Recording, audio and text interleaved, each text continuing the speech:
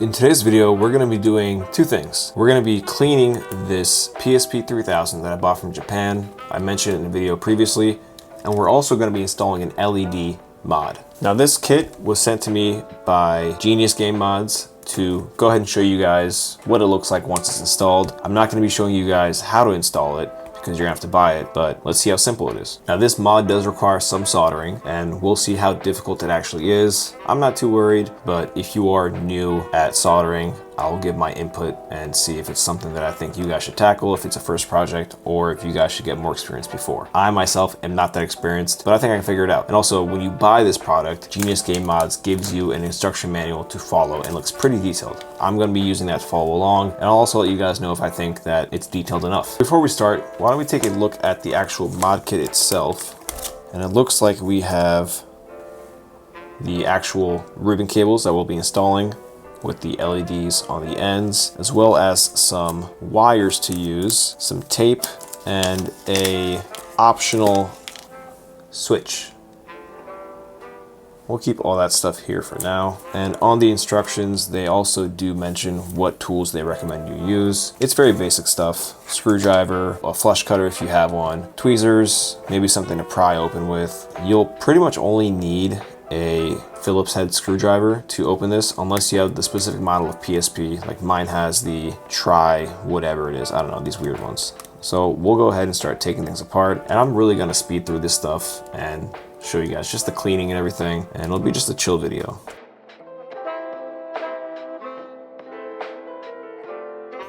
Take the battery out, and I guess now is also a good time to take the memory stick out. And this is already a modded PSP, as you guys saw on my channel. This is a micro SD card adapter.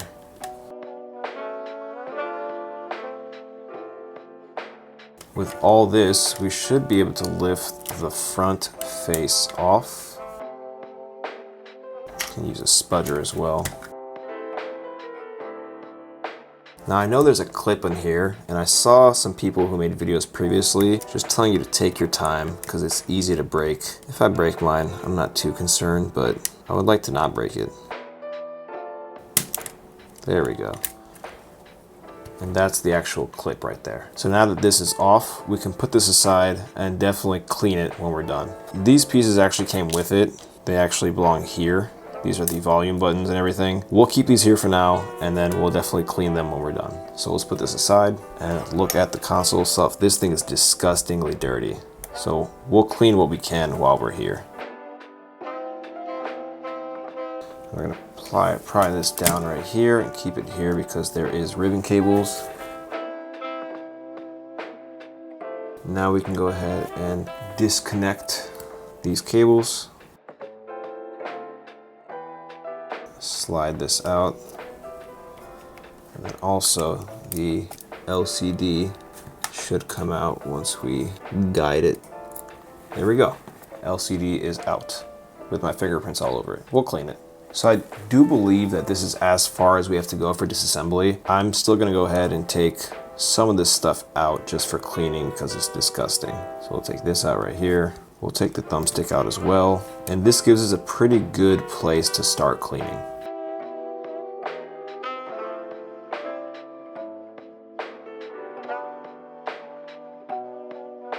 What I am going to do off camera is just use some air just to blow some of this dust out. I'm not going to do it here because I have small things, and I've done that before, and now I learned my lesson. Now that we're somewhat clean, let's go ahead and start cutting this board so we can actually fit this PCB in here. So I'm following the instructions right now. Looks like we cut around right here, cut a little passage right here, through here, and here.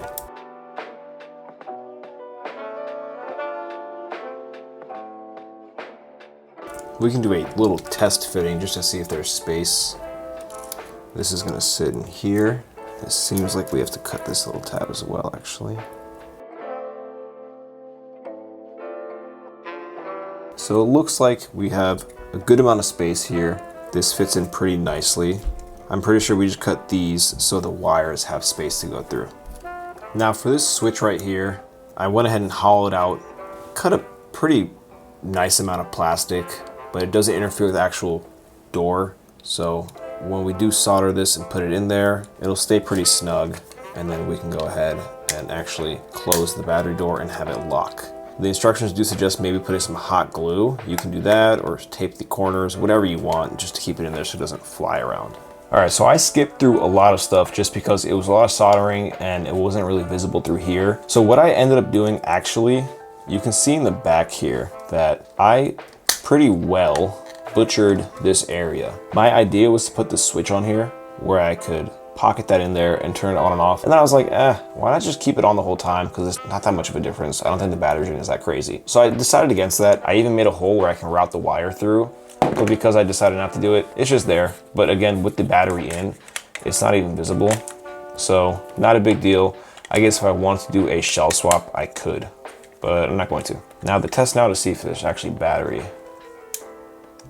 And there isn't, so we have to charge this. All right, so we have a portable power charger right here. Then I have this cool little charger that has a bunch of retro handheld outputs. Plug in the one for the PSP, and then we will go ahead and turn it on. Light is on right here. Now we just wait for it to start. So it does start, and you can see very slightly there are some LED. It goes with the volume essentially. So if you hear noise, it lights up slightly. I don't know how to increase that, and the one behind here is covered. So I don't know a good way around that. Potentially just cutting a little bit more to reveal it. I'll play with that.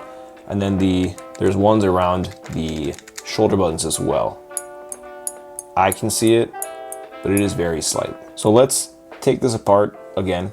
Now that we tested it, we know we didn't break it. We'll clean up a little bit and then see if we can reveal more of these colors. For cleaning, I just have some IPA, 99%, so it's safer with electronics.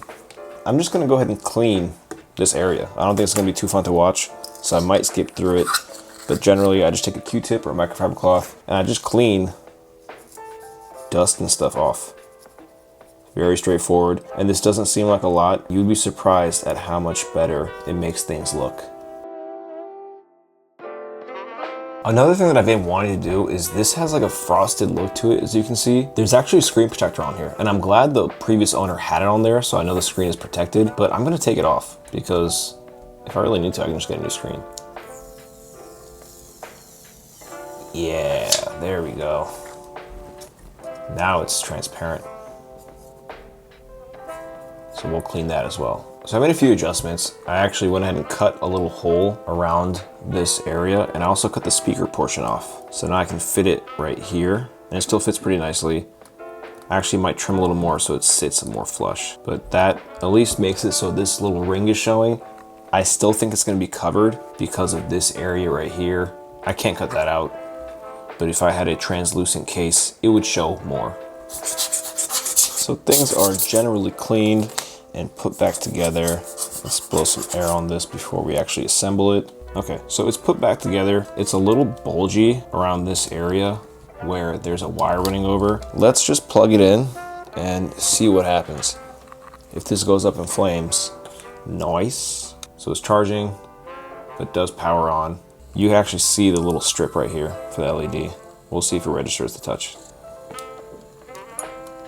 Okay, so you gotta really press it down on the cable. So I actually don't notice the LED, obviously, because it isn't transparent. It's hidden behind here. But this will still work on a transparent case. I just want to show you guys that this mod is available and it's not that difficult to do. I'm gonna go back in here and try to make sure that this sits more flush. I just went ahead and cut a little divot here. I'll go ahead and show you guys. You'll see that I have the speakers soldered to that board, and then I have underneath this heat shield here a wire soldered into a very, very small point that's getting power. If I wanted to use the switch on and off, I would have routed it underneath this board right here to the battery compartment and then put that on here. But like I mentioned, I didn't want to do that. And this is the piece of plastic that I cut out right here. So overall, the soldering experience was not difficult. I would say that if you're not experienced with soldering at all, maybe don't try this, but also who am I to tell you what to try? If you guys want to try it out, try it out. If you're not worried about potentially harming your device, but just understand that that is always a risk that you are taking. Now with that, let's put it back together. I'm still not hopeful that's going to show through these buttons, but that's also because they're not transparent. So maybe in the future, I'll do a transparent mod case and we'll see the colors then. And that is it, guys. We went ahead and reassembled everything and it fits nicely. Now there was a few things I'll make comments on once I go ahead and just show this off. Of course, you can't see through this, so if you have a transparent shell, it'll show way better. Also, I made a few mistakes and I cut away some plastic that you guys saw that I shouldn't have. While moving these membranes, I also ripped one on accident. So the circle button still presses fine. It just doesn't have that tactile feel to it. So every time I hit it, it still works. It just doesn't have the same bounce back, but that's because I kind of messed something up. I'll go ahead and turn the light off here so you guys can see the actual LED in action. So you see it's wrapped around here and it's going with the sound. So if I turn this up,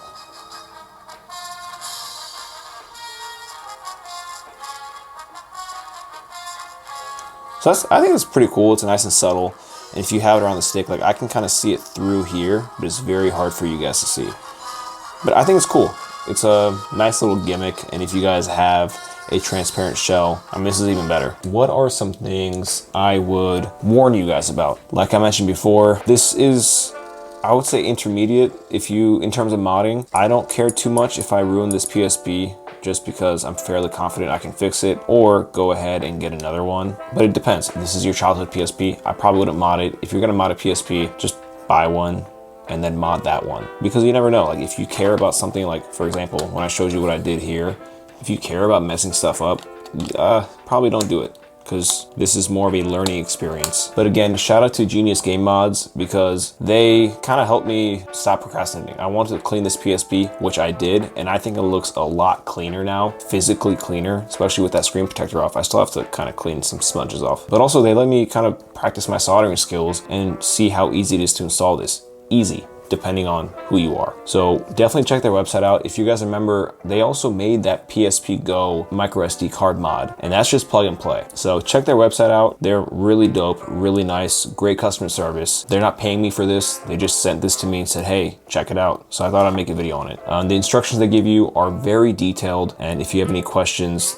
they're more than willing to help. So that was just a quick little mod video. I like doing these from time to time just to kind of keep my skill set up and improve them, but also get away from the normal gameplay, tech unboxing type stuff. So if you guys like videos like this, drop a like. If you want to see more videos like this in the future, consider subscribing, and I'll see you guys in the next one. Bye.